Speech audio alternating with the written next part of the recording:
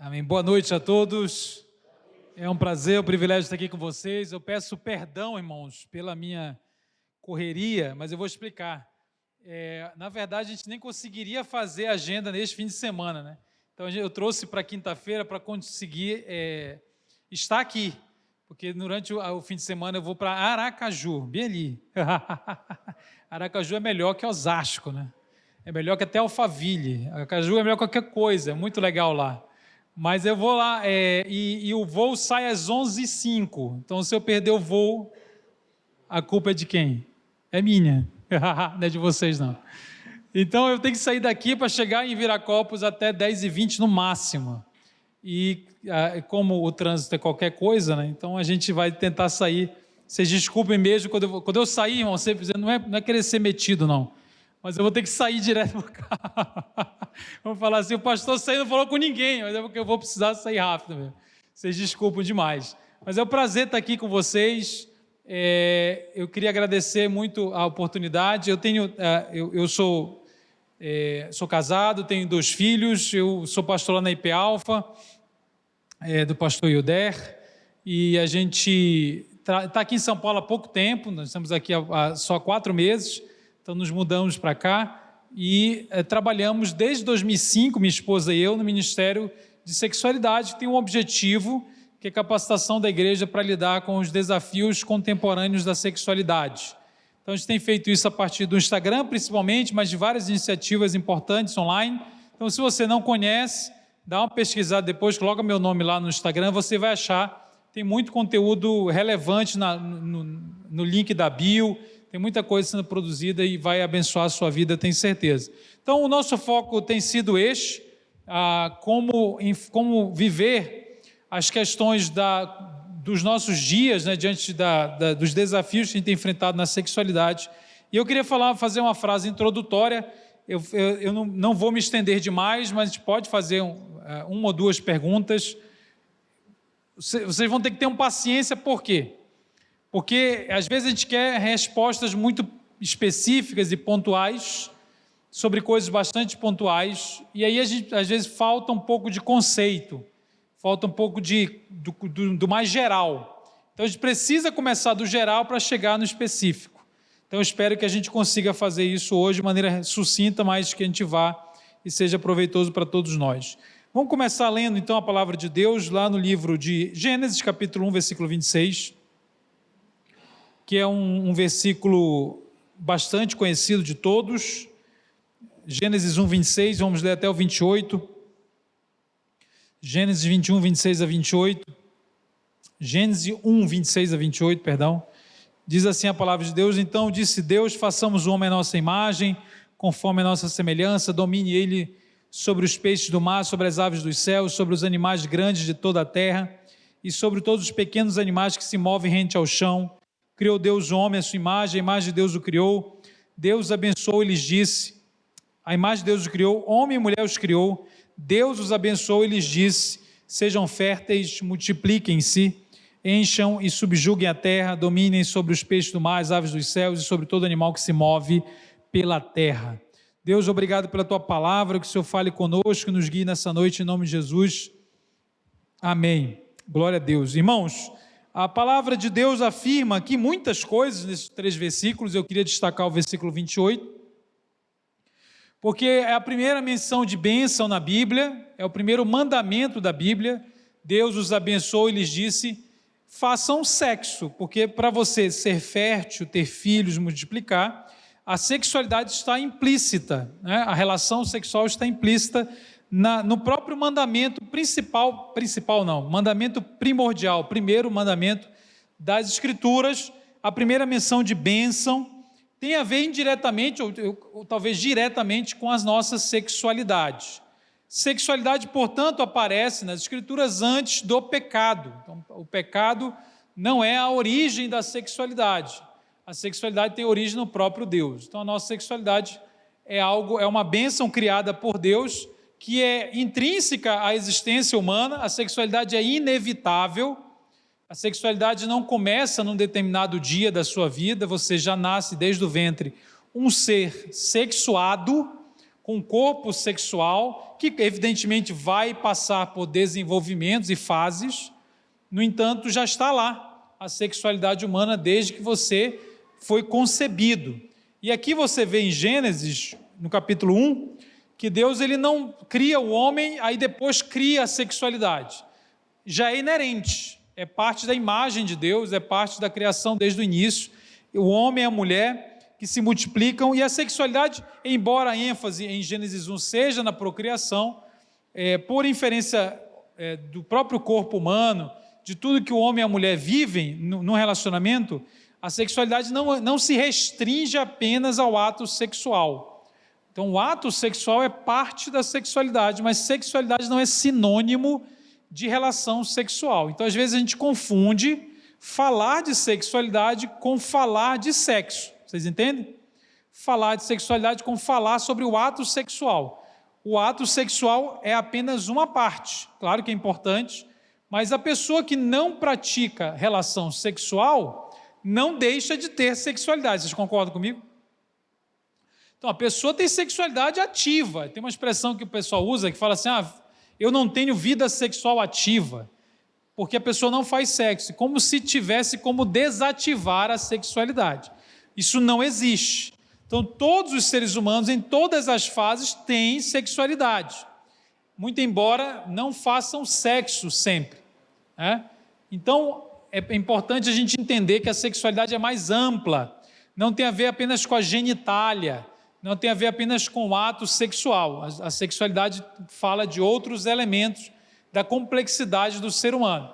E é importante, então, a gente conceituar. A sexualidade é uma bênção de Deus que foi entregue aos seres humanos e é administrada por seres humanos. Administrada, essa palavra é importante, né? Então, nós administramos a nossa sexualidade como um patrimônio. Precisamos fazer isso, como fazemos tudo para a glória de Deus. O problema é a queda, né? Sempre o problema é a queda. Então, por causa da queda, a queda não inaugura o sexo e a sexualidade, mas afeta diretamente a maneira como a gente lida com isto, né? Então, hoje nós podemos dizer que a sexualidade caiu, né? E a gente convive com uma sexualidade que não é igual a de Adão e Eva antes do pecado. É uma sexualidade que a gente tem dificuldade de administrar para a glória de Deus, porque o administrador caiu, né? Aqui, o que se administra caiu, e o administrador é um administrador caído, imperfeito. Portanto, a tarefa de viver a sexualidade, gerenciar a sexualidade todos os dias, visando a glória de Deus, não é uma tarefa fácil, aliás, não é uma tarefa possível sem o Espírito Santo, sem a redenção em Cristo. Então, nós precisamos de Cristo, e quando nos chegamos a Cristo pela graça, nós vamos sendo habilitados, nós vamos aprendendo a fazer isto. Fazer o quê? Administrar a sexualidade visando a glória de Deus e fazendo dele a nossa maior fonte de felicidade, que é a declaração de Westminster, né? Viver para a glória de Deus e para desfrutar de Deus, né? Fazendo dele a nossa maior fonte de prazer, de felicidade. Portanto, irmãos, essa é a história da sexualidade na Bíblia. Quer dizer, foi criada por Deus, foi afetada pela queda, e ela só é possível, eu só posso conseguir administrá-la da maneira que Deus quer, se eu me relacionar diretamente com Cristo. E um dia seremos perfeitos, esse dia ainda não chegou. Então, essa é a história. Dentro dessa história, é importante pontuar o seguinte: frequentemente, os cristãos entendem que a sexualidade não será administrada. Eles entendem que se a pessoa vai se tornando uma pessoa espiritual, a sexualidade meio que vai desaparecendo. Às vezes há um desejo de fazer a sexualidade não acontecer, né? Então, eu fui criado em igreja, né? E a ideia que eu tinha, eu lembro que eu era adolescente, crente na igreja, eu não conseguia parar de ver pornografia. Eu tentava parar de ver pornografia, eu não conseguia. Aquilo era uma questão que eu secretamente lutava, tal. E quando falavam sobre isso, a impressão que eu tinha era assim: se eu lesse muito a Bíblia, se eu orasse muito, se eu fosse para a igreja, se eu fizesse coisas boas, a pornografia se tornaria uma coisa não mais atraente. Então, era a ideia assim, pessoas espirituais não têm de lidar com isto. Quando eu era tentado, então eu fazia tudo isso, lia a Bíblia, ia para a igreja, fazia tudo que era para fazer. Quando eu era tentado, a impressão que eu tinha era de derrota. Eu estou falando tentado, né? Eu não estou nem falando, eu falando antes de pecar, né? Então, quando aquilo me atraía, e eu tinha que lidar com o fato de que aquilo me atraía, eu já me sentia decepcionado. Eu me sentia, olha, não está funcionando. Gente espiritual não é tentado por isto. Eu preciso fazer alguma coisa para que isso não me atraia, para que isso não mais seja uma questão na minha vida. Porque é assim que pessoas espirituais vivem. Elas sublimaram a sexualidade. Então, deve ter um jeito de você não ter de administrar coisas difíceis, inconvenientes, atrações, né? Desejo. Eu tenho que ter um jeito de virar assexual, né? Você já deve ter orado assim, né? Deus tira de mim, você já orou, né? Eu sou de Belém do Pará, ó, você não imaginava, né?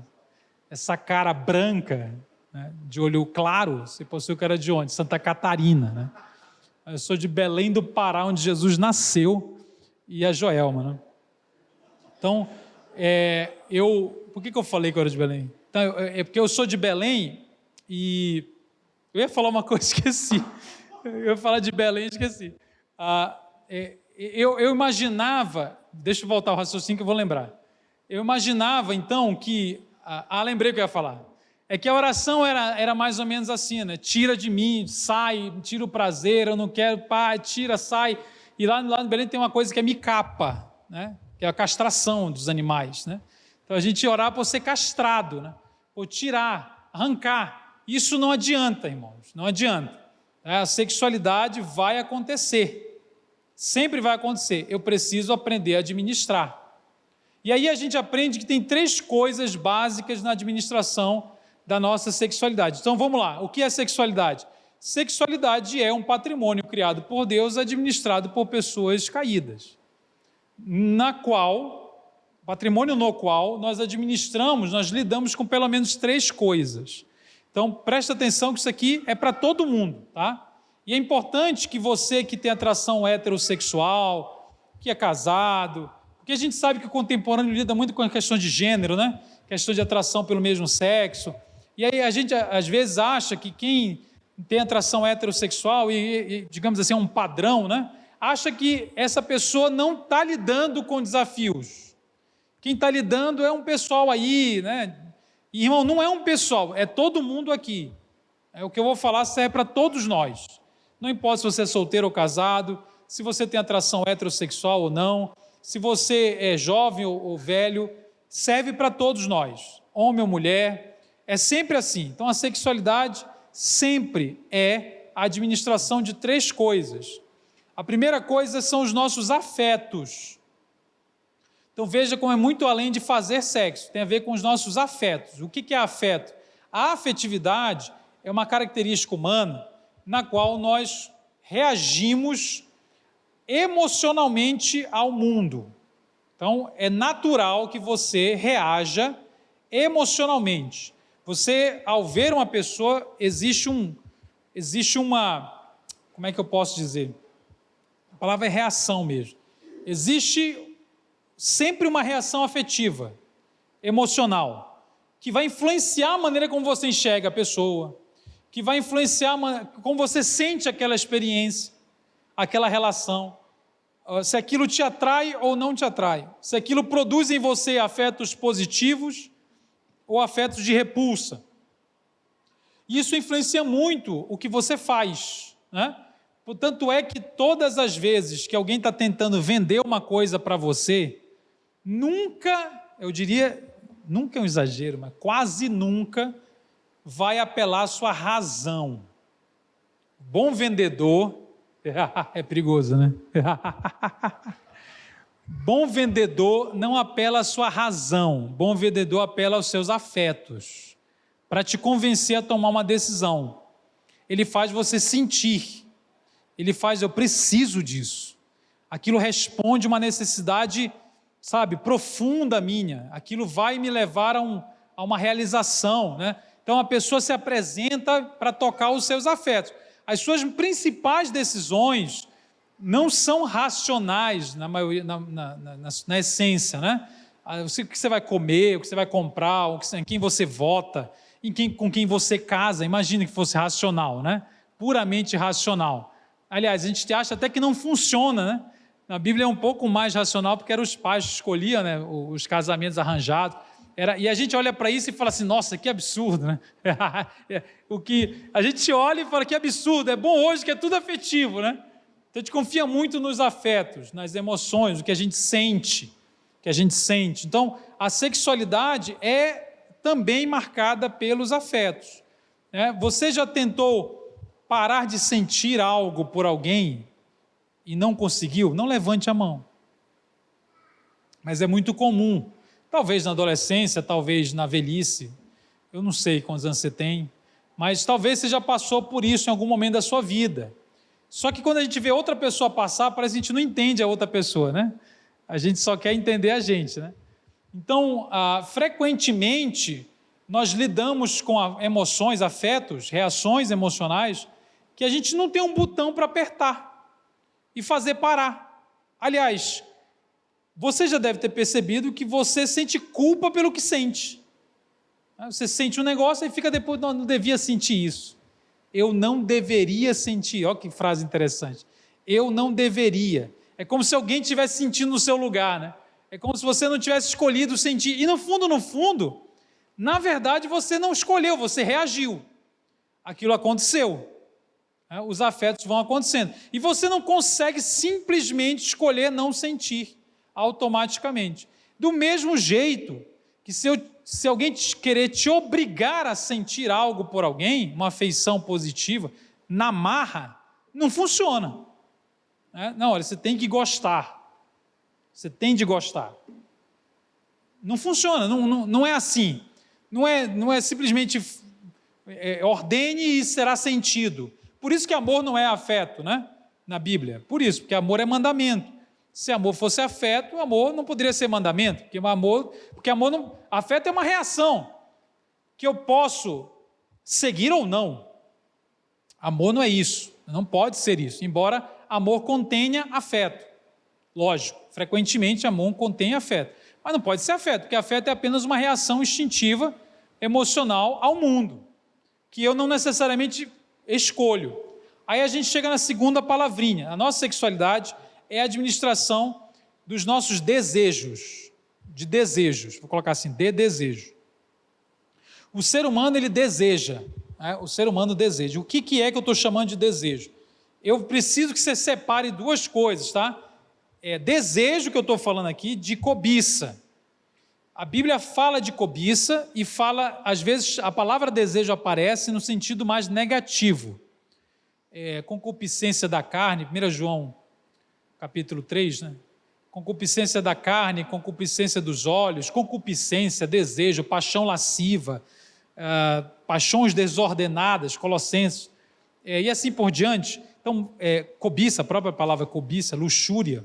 Essas palavras, elas denotam um pecado, ela fala de um pecado. Só que a gente precisa entender o que é cobiça e o que é atração sexual. Porque tem uma diferença. Você vai entender fácil que tem uma diferença na seguinte explicação. Imagina que você é uma pessoa que cobiça muito. O que é cobiçar? Cobiçar é quando você põe a sua atenção, porque cobiça é um pecado mental, correto? Dos 10 mandamentos, é o único que é totalmente mental. É o último mandamento. Fala assim, não cobiçarás a mulher do próximo, a casa, os animais. Então, aí tem uma dica sobre o conceito de cobiça. Cobiça é quando eu ponho a minha atenção naquilo que não é meu. A mulher do próximo. Ou seja, aquilo que não me foi dado. Aquilo que não me pertence. E eu coloco essa atenção erótica indevidamente. É onde vai a minha mente. Aí é uma escolha. É uma escolha. É onde eu foco o meu coração, a minha fantasia, a minha imaginação. Então, cobiça é uma escolha, é uma prática, é um comportamento, é voluntário. Mas olha, presta atenção, imagina que você é uma pessoa que cobiça muito. De novo, cobiça é na mente. Então você está aqui, aí você está andando na rua, aí você está no Instagram, aí você está na internet, e toda hora você está cobiçando, imaginando, fantasiando eroticamente, indevidamente. Aí você para de fazer, você converte, você se arrepende, você para de cobiçar. Ao parar de cobiçar, você se tornará alguém sem atração erótica? Você vai se tornar um assexual? Então eu parei de cobiçar, eu vou me tornar uma pessoa assexual, sem nenhuma atração? Não faz sentido, né? Então quer dizer, existe atração que não é cobiça. Até porque senão, ao eliminar a cobiça, se nós eliminássemos as atrações, ora, a gente não teria atração para casar com ninguém. O casamento seria uma obrigação, né? Seria uma coisa assim, não haveria o elemento erótico no casamento. E o elemento erótico é criação de Deus também, embora caído. Tem muita confusão no erótico, mas a origem dele é Deus, né? Porque Deus cria Adão para se unir a Eva. Gênesis 2, os irmãos devem conhecer muito bem, o mandamento é: deixará pai e mãe, não é isso? E se unirá à sua mulher, e se tornará uma só carne. Adão olha para Eva e fala: carne da minha carne, ossos dos meus ossos, carne da minha carne. E ele vai em direção a ela, e é um ambiente de felicidade, de gozo, de alegria, de prazer maior do que a gente vive hoje. Então Adão não vai em direção a Eva com uma obrigação, para o matadouro, né? Droga, vou ter de me unir a Eva, né? Ele mandou, que coisa. Não, então ali tem o eros, que é o amor cinético, é o amor do movimento, é o amor de querer se unir. E, de novo, isso caiu, e tem muita confusão, mas a origem é do eros também em Deus. Não confunda erótico com pornográfico, ok, gente? Não confunda erótico com pornográfico, com imoral, com vulgar. Erótico não tem nada a ver com isto, tá? Erótico é apenas uma maneira de amar, que é criada por Deus, porque Deus é o criador da sexualidade e do sexo, claramente nas Escrituras, né? Então nós estamos diante das nossas atrações sexuais. Eu falei afeto e atrações sexuais. Essas atrações, elas são reações eróticas ao mundo. Coisas do mundo nos atraem. E aí que está. Você não consegue, de novo, apertar um botão e fazer com que isso suma. A gente não consegue fazer com que isso simplesmente desapareça. Portanto, por causa da queda, todos nós convivemos diariamente com atrações afetivas e eróticas que apontam para coisas que Deus não aprova. Todos nós. Ok? Independente daquilo que decidamos fazer, por exemplo, eu sou casado há 17 anos. Eu creio que eu devo ser fiel à minha esposa. Ok? Só que ser fiel à minha esposa é uma crença minha. Como eu acabei de falar, eu creio. Eu leio pelas Escrituras e assim acredito. E eu quero viver isto, como Paulo diz em Gálatas 2:20, não vivo mais eu, Cristo vive em mim. O viver que agora levo nesta carne, neste corpo, eu vivo pela fé no Filho de Deus que me amou e se entregou por mim. Quer dizer, é o que eu estou tentando aprender a fazer. Então, todo discipulado, a minha relação com o Espírito Santo, com Deus, é para que eu aprenda a viver pelo que eu creio. Eu creio que eu devo ser fiel à minha esposa. No entanto, por mais que eu creia nisso, por mais que eu pratique isto, o fato de crer e praticar não elimina atrações inconvenientes ao que eu creio. Então eu creio piamente, está tudo bem, eu continuo tendo atrações que apontam para outra coisa. Não porque eu sou safado, estou mal, estou pecando, porque eu sou um ser tentado. Então as nossas atrações afetivas, sexuais, eróticas, né? Elas estão na zona das nossas tentações. E aí a gente precisa de humildade.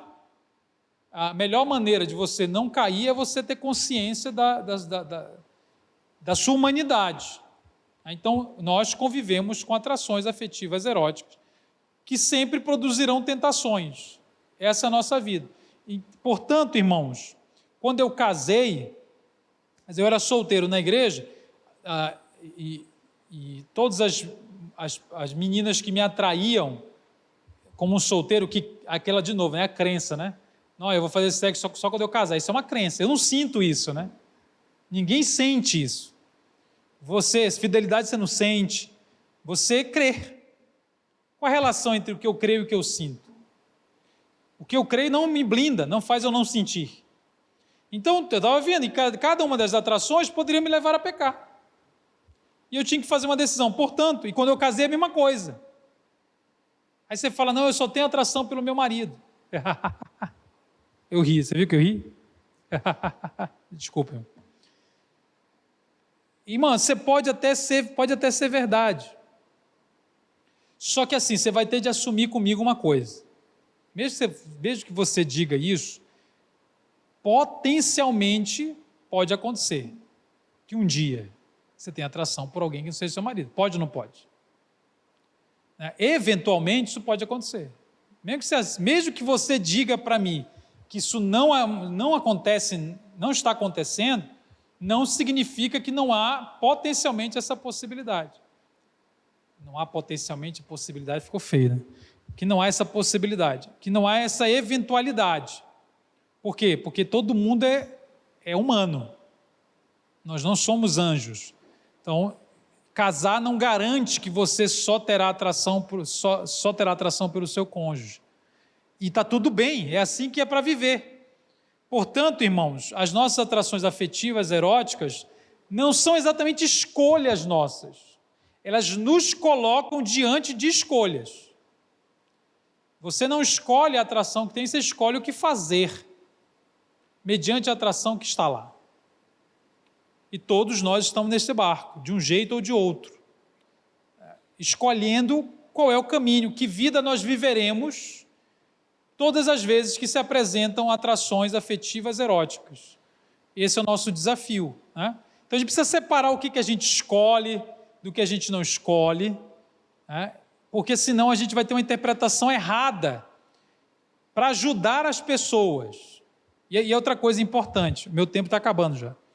Você tem que entender na sua vida, como eu estou tentando fazer você entender, você precisa entender na sua vida, não importa a sua idade, não importa ser casado ou não, se você entender o que eu expliquei, e está entendendo para você, você vai conseguir, minimamente, começar a vislumbrar o outro, né? O outro, porque você entendeu na sua vida. Eu falei que eram 3 coisas, lembra? Administração de 3 coisas. A terceira eu não vou falar muito, é por isso que eu estou falando menos dela, mas a primeira é afeto, segundo desejo, terceiro prazer. A sexualidade tem a ver com o gerenciamento do prazer, mas isso fica para uma próxima reunião. Vou me ater mais aos 2 primeiros, tá? Então, onde a gente quer chegar com isto?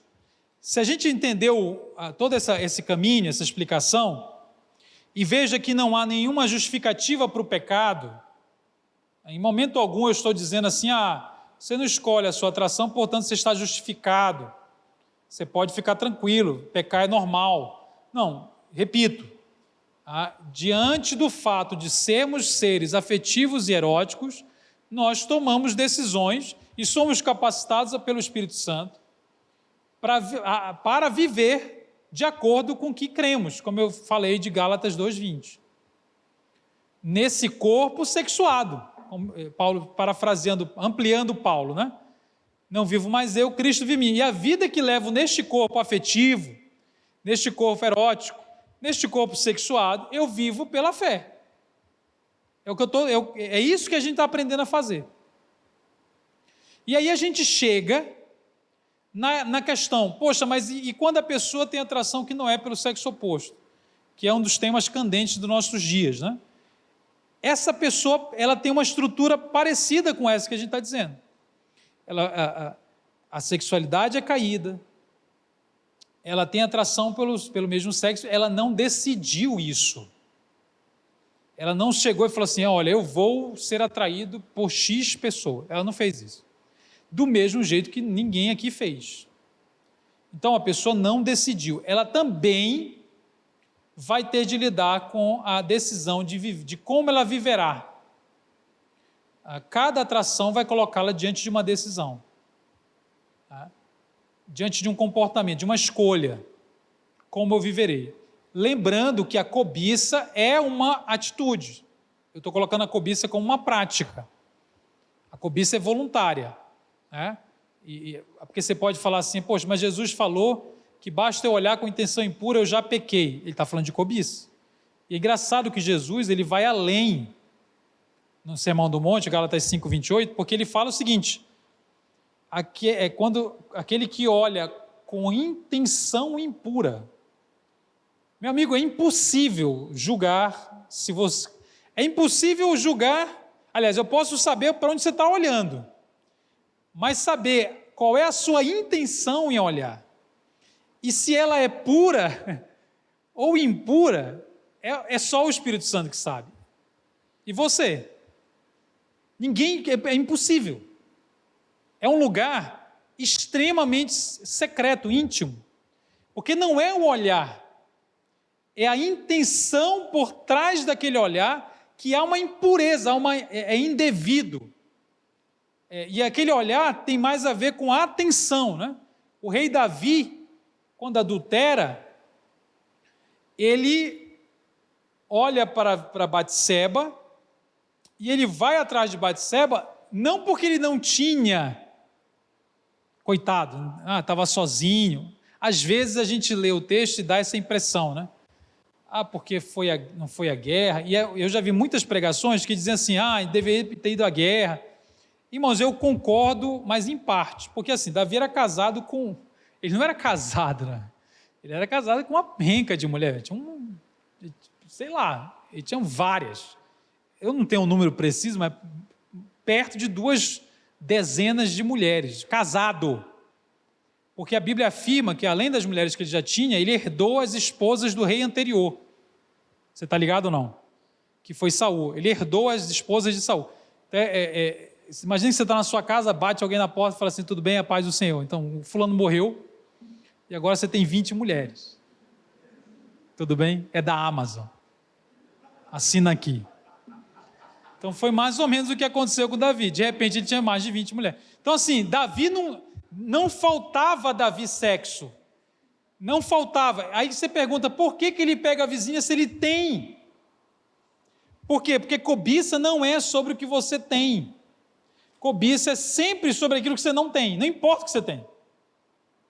Você pode ter. Tanto é que quando Natan confronta Davi, ele conta uma história que não fala em sexo. Vocês estão ligados na história? Ele conta uma história que não fala em sexo. Ele fala que tinha um cara rico. O que é um cara rico? É o cara que tem muito. Aí esse cara rico vai e rouba a única ovelha do vizinho pobre, que tinha pouco. Então, quer dizer, nós estamos diante de um coração que pode sempre cobiçar. Você vai casar, se você não lidar com a cobiça solteira, você vai casar, vai fazer sexo e vai continuar cobiçando. Não importa. É sempre assim. Então, a cobiça é uma prática voluntária. Tem a ver com onde vai a minha mente, onde vai meu coração, a minha imaginação, o meu foco. As atrações, irmão, elas vão acontecer. Eu decido pôr ou tirar na minha mente. Eu decido ir ou fugir. Eu decido o que eu faço com aquilo que me atrai. Eu estou vivendo isso todo dia, você também. Uma pessoa que tem atração pelo mesmo sexo vive algo assim. Só que, irmãos, qual é a diferença? É que eu chego aqui...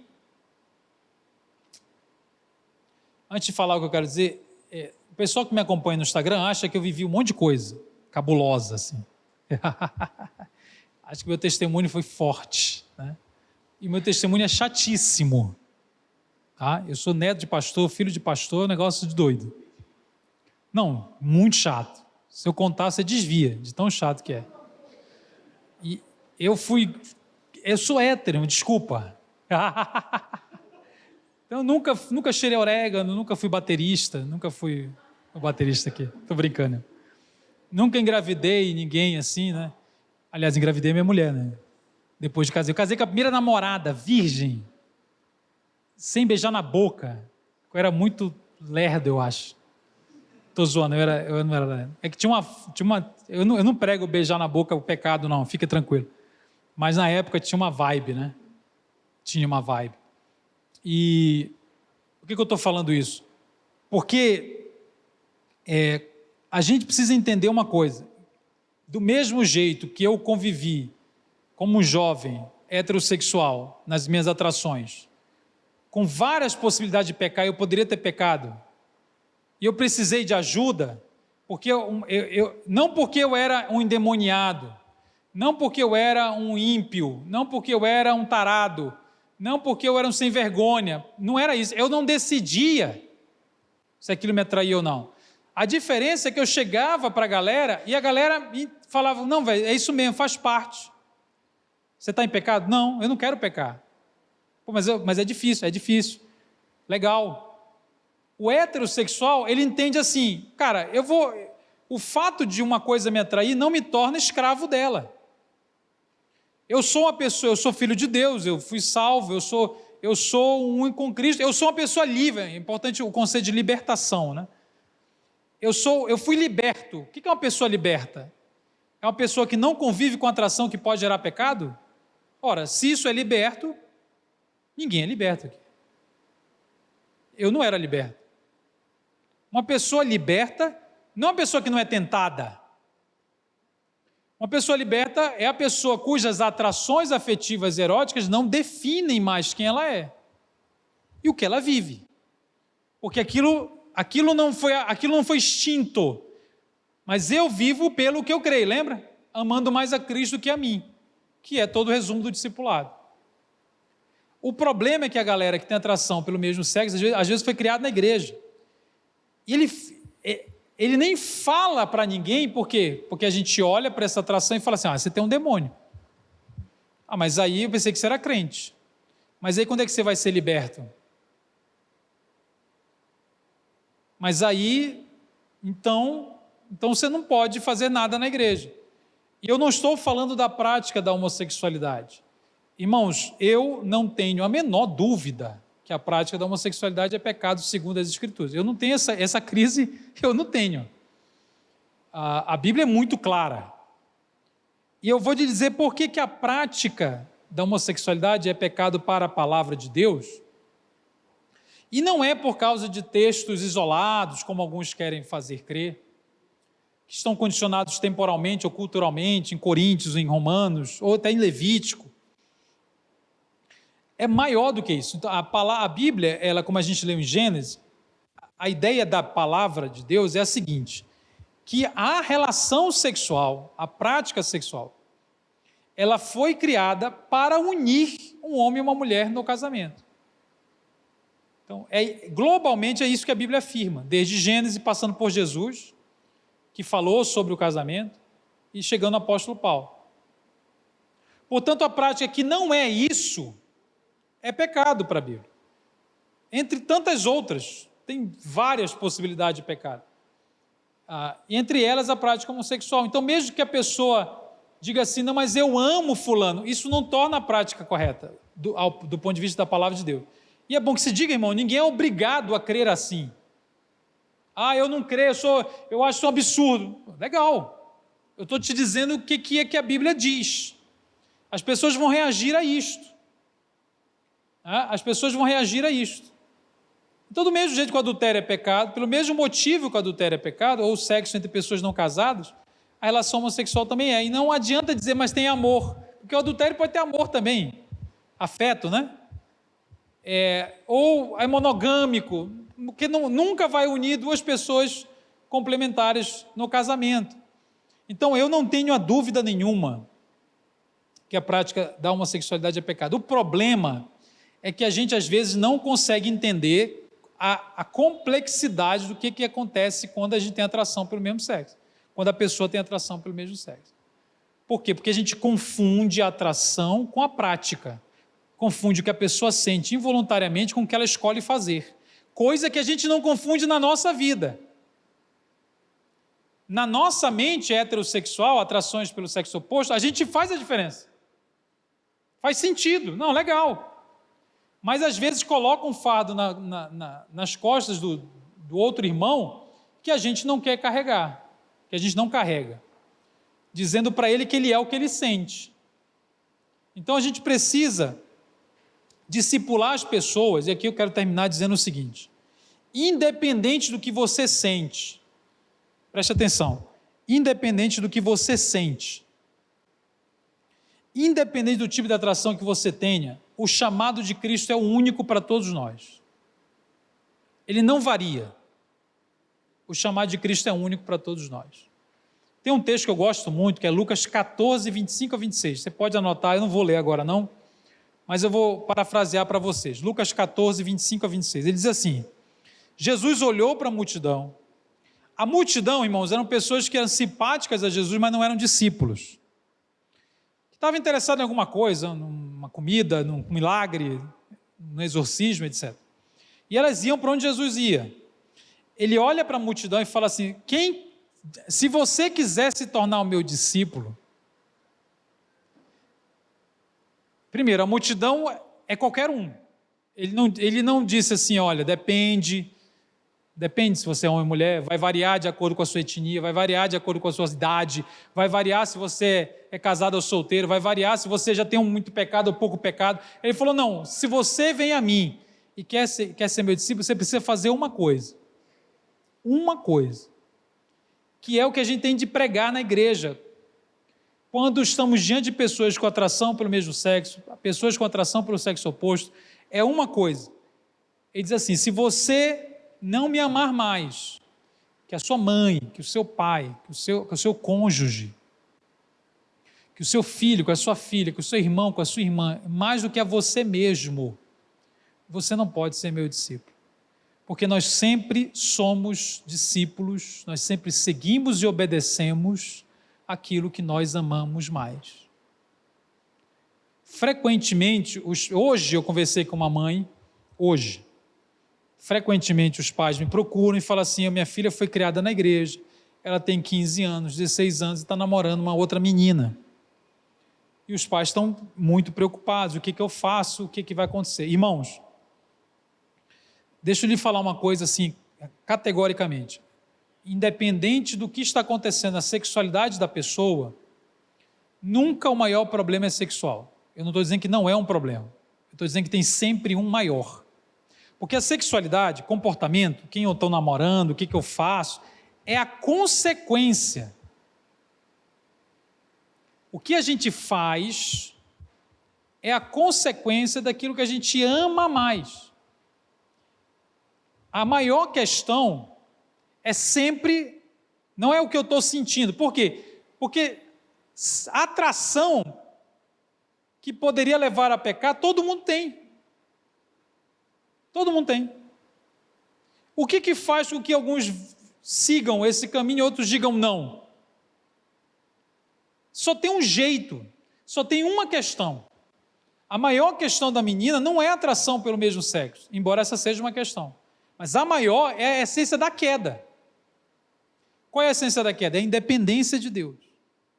Um dia ela acordou e falou assim, isso sim é uma decisão, ela falou: eu vou viver e vou viver de mim para mim mesmo, eu vou seguir meu coração, fazer minhas vontades, eu me apaixonei, eu vou namorar, eu estou sentindo, eu faço, eu vou atrás do meu coração, eu vou ver para mim, é a árvore do bem e do mal, né?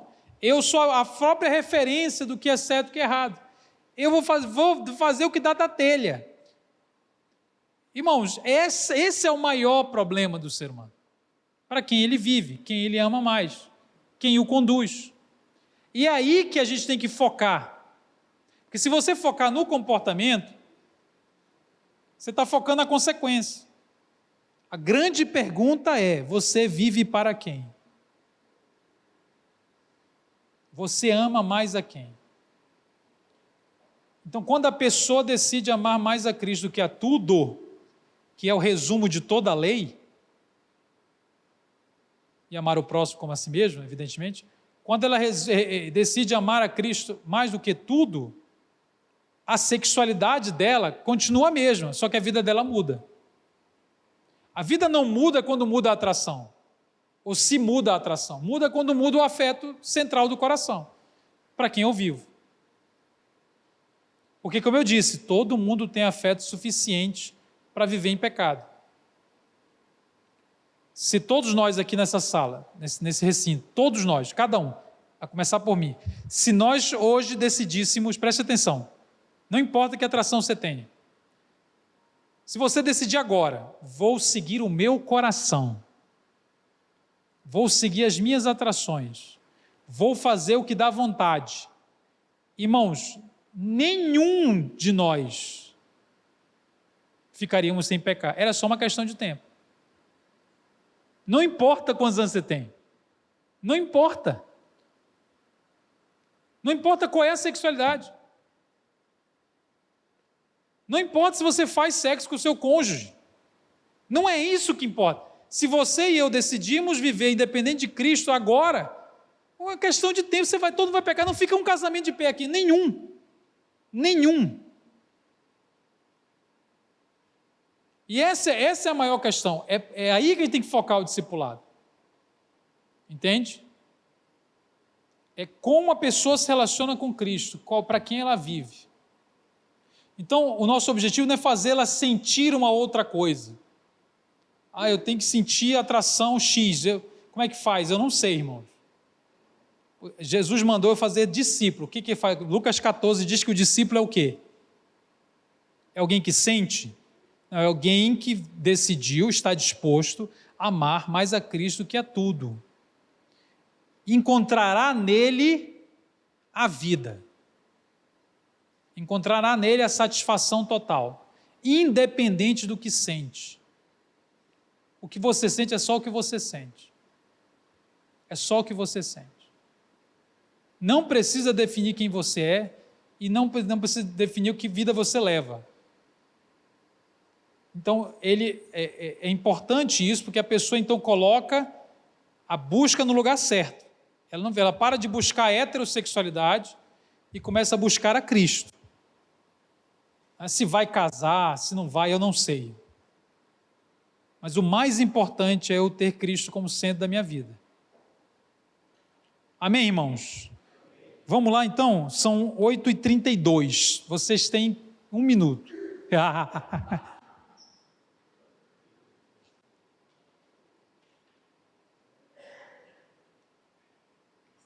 Alguém quer perguntar alguma coisa?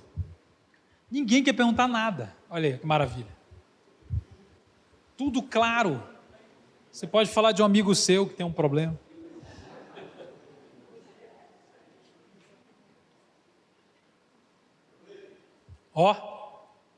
A coragem agora, hein? Olha lá o baterista. Glória a Deus, irmão. Salvando o coreto, irmão. A questão é o seguinte, sobre a sexualidade em pessoas mais idosas. Né? A gente percebe que existe, às vezes, um descompasso,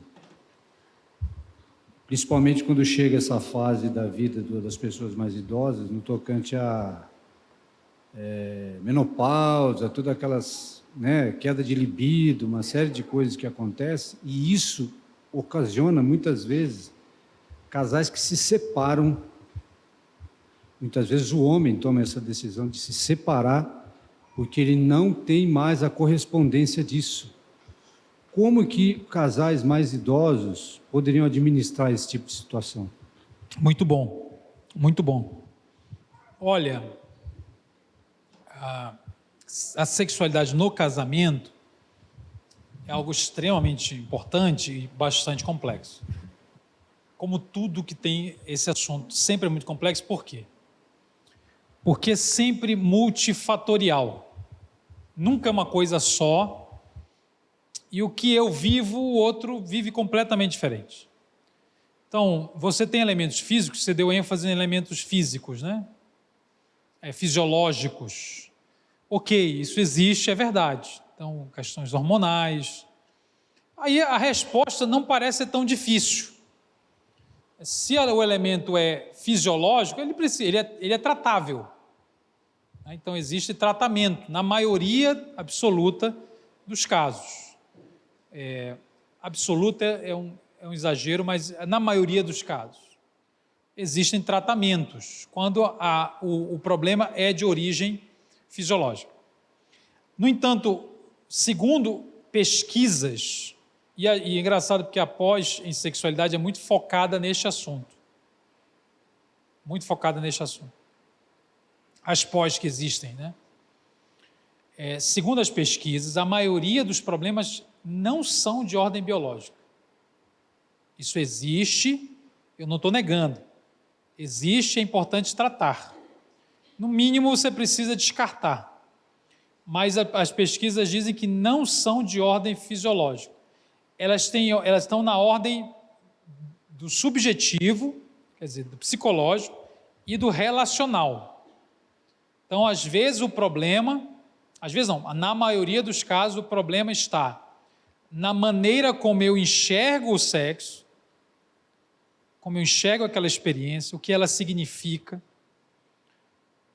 como eu enxergo as minhas dificuldades diante daquela experiência, ou na relação em si mesma, né? Como é que a gente está como casal. Então, o sexo ele vai repercutir outros ruídos. Então, problemas de comunicação são os mais frequentes.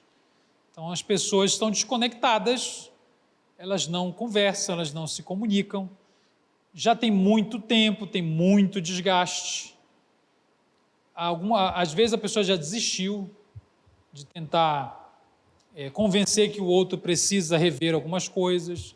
Então, eu diria que a maioria dos casos tem a ver com a maneira como eu enxergo o sexo e como eu estou cuidando da relação como um todo. Problemas de ordem, inclusive problemas de ordem biológica, afetam o psicológico e o relacional. Vou te dar alguns exemplos. A pessoa que passou a vida inteira tendo dor na relação. Mulheres, homens também têm dor. Mas mulheres, por exemplo, passaram a vida inteira tendo dor na relação. Sempre quando vai penetrar tem dor. Esta mulher, ela não vai ter uma visão de sexo muito agradável. Né? Então, é um elemento físico, que tem a ver com músculo, que tem tratamento. Nenhuma dor na relação é normal, é bom que se diga isso. Nenhuma. Então, é preciso tratar, é possível tratar. Só que a gente nem fala. Muitas nem falam, acham que é normal. Não é assim mesmo. Ou talvez a pessoa aprendeu, não, mas é só para procriar, é só para ter filho. E não faz sexo para ter prazer, faz sexo como uma obrigação ou do prazer do outro, ou para ter filho, para engravidar. E é interessante como Deus nos criou, porque mesmo que você tenha 40 filhos, Deus te abençoe. Isso não existe, né? Eu acho que não existe, né? Existe? 40? Não, mas estou de brincadeira. Droga, velho, eu estou fraco. Então, mesmo que você tenha, vamos manter os 40 que já está grande, né? Se você tiver 40 filhos, muito filho, não quer dizer que toda relação sexual foi para engravidar. Tá? Então, é claro que se faz mais sexo para ter prazer do que para engravidar, é uma coisa matemática. Então, se eu não... Como é que eu enxergo? Eu falei que o terceiro elemento era o prazer, né? Como eu enxergo o prazer? O que é prazer? Entendeu? Então, a maneira como eu aprendi sobre o que é prazer, principalmente as mulheres, porque as mulheres são sobrecarregadas ainda mais de uma visão de que mulher não gosta disso, isso é coisa de homem. Isso é um mito que a gente inventou. Então, a maneira como ela sente a relação, a maneira como se enxerga o prazer, tudo isso vai influenciar nessa tal de não tenho libido. E para terminar, eu diria o seguinte, que você tem frequentemente na fase mais de velhice, fase mais avançada de idade, você vai responder sexualmente diferente, e está tudo bem. É que aí, olha o que acontece. Você lembra, quando eu era adolescente, eu tinha uma ereção não sei como, acontecia não sei como, eu tinha desejo toda hora, agora eu não tenho. E você está querendo reagir como se fosse adolescente. E não vai acontecer, a pessoa se sente frustrada, porque ela não reage mais como um adolescente, ou como ela tinha 21. Como se tivesse obrigação disto. Então, como tudo mudou, isso também vai mudando. Então, a maneira como você reage sexualmente não vai ser igual e está tudo bem. Você não pode simplesmente desistir da sexualidade, mas é você entender o que você está vivendo, né? Perceber o que está acontecendo e comunicar da melhor forma possível para os dois terem prazer, no ritmo que é adequado para os dois. Não precisa ter essa expectativa, tá vendo, a gente está morrendo porque não é como era, mas não vai ser mesmo. Entendeu? O importante é que seja. Agora, é compatível com a idade, com o ritmo, com o que acontece. Não vai ser um adolescente perpétuo, e é isso aí. Então, é um assunto muito vasto, é um assunto que tem a ver com sexo dentro do casamento, não foi exatamente o meu tema aqui, mas esse assunto é muito interessante, porque ele vai quebrando muitos das nossas crenças, e são essas crenças limitadoras que atrapalham, e a falta de comunicação, né? Atrapalha muito para que haja um sexo melhor em todas as idades, inclusive na fase de mais idade. Tudo bem, gente? Olha, eu não esgotei o negócio, tem mais coisa para dizer, mas eu acho que passa por aí. Vamos mais uma? E aí a gente encerra. Meu Deus do céu, estou olhando aqui o relógio. Boa noite, pastor. O crer e o sentir, ele tem a ver com o equilíbrio da pessoa? Porque eu não escolho por quem eu vou sentir uma atração. Certo. Eu tenho domínio sobre isso? Eu posso ter? Domínio sobre a atração? Já que eu creio. Eu queria. Gente, minha risada é assim mesmo, viu? Você desculpa. A risada é muito feia. A sua pergunta se eu entendi bem, eu consigo ter um domínio sobre o que me atrai? É isso? O que me atrai? Certo. Creio. Certo. Então eu quero dizer, se eu creio, eu consigo ter domínio sobre o que me atrai? Aí o que você quer dizer com domínio? Domínio é o quê? É tipo assim... Equilíbrio. Equilíbrio no sentido de não agir, não viver. Isso. Não praticar. Não praticar. Ok, aí sim. Ok, tá tudo bem. É aquilo que eu falei, né? As nossas atrações não nos justificam. Tipo assim, eu não posso chegar com você e falar assim... eu vejo pornografia por quê? Não, porque eu não escolho, me atrai. Não, não torna menos errado.